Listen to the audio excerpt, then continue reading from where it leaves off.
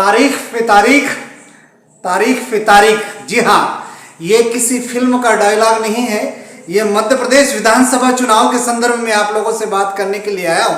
क्योंकि जिन प्रत्याशियों ने नामांकन फॉर्म भर दिया है और अब वो केवल तारीख स्मरण अपने रखेंगे और तारीख पर तारीख, यानी कि 17 नवंबर चुनाव की तारीख, 3 दिसंबर यानी कि परिणामों की तारीख, तो जो समय प्रारंभ हुआ है आज से, क्योंकि आज नामांकन का अंतिम दिन था और अंतिम दिन के पश्चात उसकी जांच होगी। जांच होने के पश्चात उनको मैंडेट दिया जाएगा, किसका आवेदन सही है, किसका नामांकन फॉर्म सही है, किसका गलत है, इसका फैसला चुनाव आयोग करेगा। बहरहाल हम तारीख पर तारीख की बात करते हैं। पहले अभिवादन स्वीकार कीजिए, मैं हूं बालकृष्ण बाविस्कर और आज हम बात करने के लिए आए हैं केवल तारीखों की, क्योंकि सेंधवा विधानसभा से लेकर पांसेमल विधानसभा, पांसेमल से लेकर राजपुर विधानसभा और राजपुर विधानसभा से लेकर बड़वानी विधानसभा तक इस चुनावी महासंग्राम में क्या सुगबुगाहट है, कौन पार्टी कितना जोर लगा रही है और कौन पार्टी जीत के दावे कर रही है और कौन पार्टी अपने आप को यह बताने का प्रयास कर रही है कि निश्चित ही जीत उनकी झोली में होगी, लेकिन ये कोई दैवीय शक्ति नहीं होगी, ये कोई भी चमत्कार नहीं होगा, ये तो केवल जनता के हाथ में लोकतंत्र का वो सबसे बड़ी ताकत होगी जो हमारे संविधान ने निर्माताओं ने दी है। क्योंकि लोकतंत्र से पूर्व इस देश में जब राज व्यवस्था थी, राजाओं की व्यवस्था थी, उसमें युद्ध लड़े जाते थे और वो युद्ध होते थे, रक्तपात के युद्ध होते थे, एक दूसरे से भाई भाई का गला काटता था, बाप बेटे का गला काटता था। लेकिन जब से इस भारत में एक वो तिथि हुई, वो तारीख हुई और वो तारीख थी 26 नवंबर 1949 को, तब बाबा साहब भीमराव अंबेडकर ने कहा था कि अब राजा और रानी के कोख से राजा पैदा नहीं होगा, अब मतदान पेटी, मतदाता को जो अधिकार दिए हैं, मतदान की जो पेटी होगी और वो जो खुलेगी उससे राजा पैदा होंगे। तो वो तिथि थी 26 नवंबर 1949 को, और जब अब मध्य प्रदेश के विधानसभा चुनाव की तिथि होगी तो वो होगी 17 नवंबर 2023 और परिणाम जब आएगा 3 दिसंबर 2024 को, तो 2023 और 2024 वो मध्य प्रदेश के इतिहास में स्वर्ण अक्षरों में लिखा जाएगा और वो तिथि होगी 3 दिसंबर 2024। जी हाँ, इस तारीख की बात करने के लिए मैं आप लोगों के बीच में आया हूं। बहरहाल हम सिंहावलोकन करेंगे सेंधवा विधानसभा से लेकर पांसेमल विधानसभा तक और पांसेमल विधानसभा से लेकर राजपुर से बड़वानी, इन चारों विधानसभाओं में कौन कौन प्रत्याशी है और किन किन ने नामांकन पत्र आज दाखिल किया है। चूंकि आज नामांकन पत्र दाखिल करने की अंतिम तिथि थी, उस अंतिम तिथि के पश्चात जो चुनाव के मैदान में, जो विधानसभा के मैदान में जो अतिथि होंगे, वो अतिथि आखिर कौन कौन होंगे और किस पार्टी से होंगे और कौन सी नई पार्टी से होंगे, कौन सी पुरानी पार्टी से होंगे और कौन होंगे निर्दलीय प्रत्याशी जो कहीं ना कहीं नवाचार कर सकते हैं और उन्होंने हुंकार भरी है। और हुंकार भरने के कारण यह है कि जिन लोगों ने बगावत की और बगावत के आधार पर उन्होंने ये कहा कि जिस व्यक्ति को नामांकन दर्ज करने के पहले प्रत्याशी बनाया था वो प्रत्याशी योग्य नहीं है, ऐसे बागियों ने भी जबरदस्त ताकत दिखाने का प्रयास रैलियों के माध्यम से किया है। उसकी कुछ झलकें मैं लगभग सभी पार्टियों के मुख्य नायक के सारे दर्शकों को बताऊंगा, चाहे वो आम आदमी पार्टी हो, चाहे भारतीय जनता पार्टी हो, चाहे कांग्रेस पार्टी हो, चाहे निर्दलीय हो। और इस संदर्भ में मैंने इन लोगों से, जो इन विभिन्न पार्टियों के प्रत्याशी सहित उनके जितने भी लाव लश्कर हैं, जिनको जिम्मेदारी सौंपी गई है, उनको मैंने संपर्क किया था। और इसी संदर्भ में मैंने आज सेंधवा विधानसभा में भारतीय जनता पार्टी के सेंधवा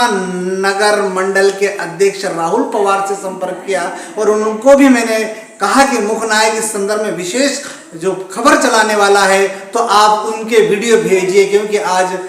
सेंधवा विधानसभा से अंतर सिंह आर्य ने भी अपना नामांकन दर्ज किया है। हालांकि अभी तक मुख्य नायक को उनके वीडियो प्राप्त नहीं हुए, इसलिए जितने भी वीडियो प्राप्त हुए हैं मैं उन पार्टियों के वीडियो निष्पक्ष रूप से प्रसारित करने जा रहा हूं, क्योंकि ये भूमिका थी और निष्पक्ष रूप से और स्पष्ट कहने के लिए मैं आप लोगों को मैंने इस संदर्भ में आपको बताया है कि सेंधवा विधानसभा से भारतीय जनता पार्टी की ओर से मुझे कोई भी विजुअल नहीं दिए गए। बहरहाल हम बात करते हैं कौन आदमी किस विधानसभा से, कौन प्रत्याशी किसके सामने खड़ा है, उसकी एक वानगी, एक सिंहावलोकन, उसकी एक सूची में आपके सामने पढ़ने जा रहा हूं। तो पहली सूची का पहला नाम है, पहला विधानसभा है सेंधवा विधानसभा, और सेंधवा विधानसभा से भारतीय जनता पार्टी की ओर से अधिकृत प्रत्याशी है अंतर सिंह आर्य, और आम आदमी पार्टी से है इंजीनियर नान सिंह नावड़े। उसी प्रकार चिर प्रतिद्वंदी कांग्रेस पार्टी से जो प्रत्याशी है मोंटू सोलंकी, जो चिर परिचित चेहरा है और वो जेएस संगठन से जिला अध्यक्ष है, उन्हें कांग्रेस की ओर से टिकट दिया गया है। इसलिए सेंधवा विधानसभा से मैं पुनः आपको बता देना चाहता हूं कि अंतर सिंह आर्य भारतीय जनता पार्टी, आम आदमी पार्टी नान सिंह नावड़े, कांग्रेस पार्टी से मोंटू सोलंकी। उसी प्रकार मैं आपको बड़वानी विधानसभा में ले चलता हूं। बड़वानी विधानसभा में जहां तक मुखनायक को जो जानकारी मिली है, वहां पर चिर प्रतिद्वंदी दो ही प्रत्याशी है भारतीय जनता पार्टी से और कांग्रेस से। भारतीय जनता पार्टी से है पूर्व कैबिनेट मंत्री, पशुपालन मंत्री और कई बार से बड़वानी के विधायक भारतीय जनता पार्टी से है प्रेम सिंह पटेल। उसी तारतम्य में उनके जो सामने प्रबल दावेदार है वे राजन मंडलोई। जी हाँ, राजन मंडलोई कांग्रेस से चिर प्रतिद्वंदी रहेंगे, तो कड़ी टक्कर की संभावना है। दो ही पार्टियों के बीच में मुख्य मुकाबला यहां पर दृष्टिगत होता है। तो तीसरी विधानसभा है राजपुर विधानसभा। जी हाँ, राजपुर विधानसभा भी हॉट विधानसभा है, क्योंकि राजपुर विधानसभा से कांग्रेस की जो प्रत्याशी है वो है बलराम बच्चन, यानी कि बाला बच्चन जी, जो पिछले कमलनाथ की सरकार में गृह मंत्री जैसे बड़े ओहदे पर थे, और इस बार फिर कांग्रेस पार्टी ने उन पर विश्वास जताते हुए उन्हें राजपुर विधानसभा से प्रत्याशी बनाया है। तो बाला बच्चन कांग्रेस से प्रत्याशी है और उनके चिर प्रतिद्वंदी जो प्रतिद्वंदी है वो है अंतर पटेल। अंतर पटेल भारतीय जनता पार्टी से है। और उसमें राजपुर विधानसभा में एक और बड़ी बात है कि राजपुर विधानसभा से बहुजन समाज पार्टी ने भी ताल ठोकी है, और बहुजन समाज पार्टी के प्रत्याशी है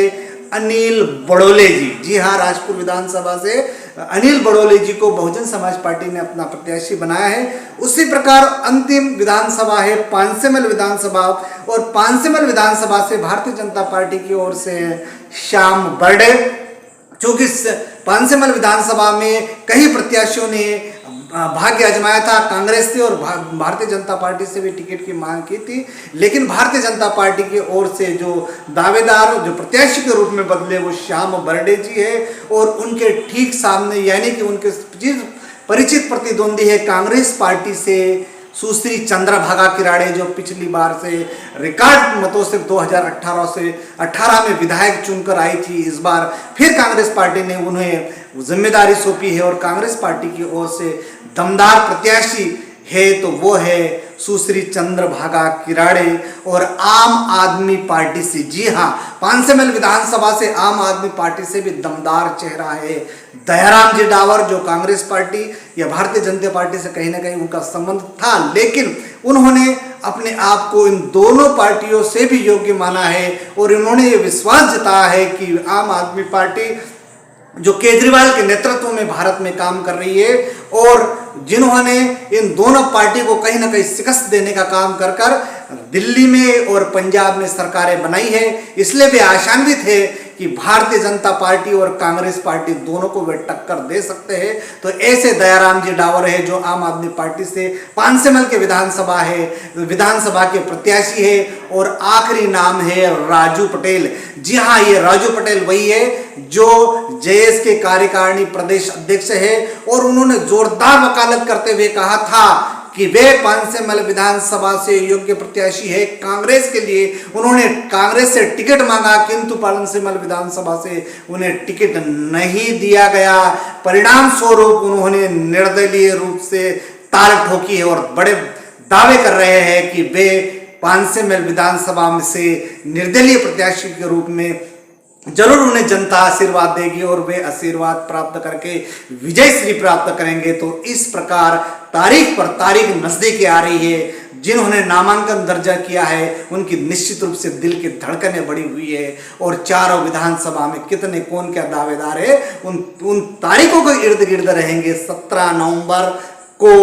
चुनाव होगा और एक ही बार, इस बार एक ही चरण में चुनाव आयोग ने निर्णय लिया है कि एक ही चरण में मध्य प्रदेश में चुनाव होंगे। इसलिए मुखनायक के सारे दर्शक को सेंधवा विधानसभा से लेकर चारों विधानसभा के जितने भी मतदाता बंधु है उनसे मुखनायक निवेदन करता है कि आप 100% वोटिंग कीजिए, क्योंकि ये लोकतंत्र का महाउत्सव है। हर व्यक्ति को बाबा साहब भीमराव अंबेडकर ने वोट देने का अधिकार दिया है, इसलिए अपने वोट का सदुपयोग कीजिए और सही और अच्छे ईमानदार प्रत्याशी को जिताइए और 100% मतदान कीजिए। और 3 दिसंबर को फिर तारीख क्या कहती है ये तो वक्त ही बताएगा। तब तक यदि इस चैनल को सब्सक्राइब नहीं किया है तो इस चैनल को सब्सक्राइब कीजिए, लाइक कीजिए और बेल आइकन दबाना ना भूलिए। और जिसने सब्सक्राइब कर लिया है उनका बहुत बहुत आभार, धन्यवाद, नमस्कार।